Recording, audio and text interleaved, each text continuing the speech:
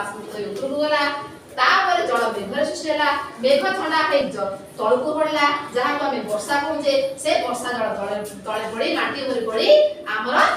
कौन है आम जीव जगत बंची पारा जहाँ फल खाद्य उत्पादन हो पारा आम पनीपरिया धान चाउल फल भजा आम सब अमल कर खाई शेष में आम सुस्थ रही पारे जदि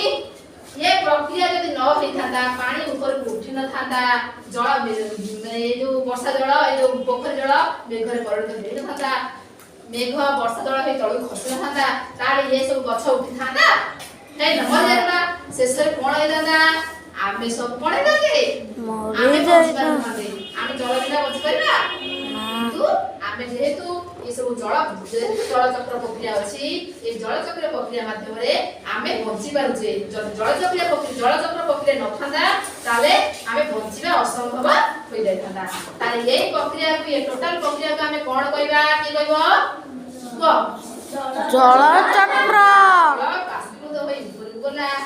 सूर्यग्रहण माध्यम बाष्पीभूत ऊपर गला बाष्पीभूत है मेघ सृष्टि कला मेघ सृष्टि ठंडा खाई तलू खसला वर्षा जल आगे तलू खसला पुणी से पुणी कौन है वर्षा तले पुणी ऊपर बुला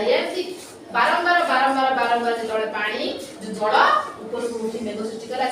जल तलू खसले यही प्रक्रिया आम चली प्रक्रिया सब चली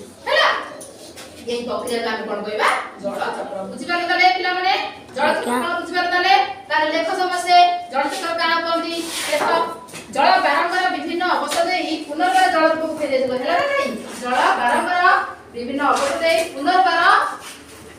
जल रूप फेरी जलचक्र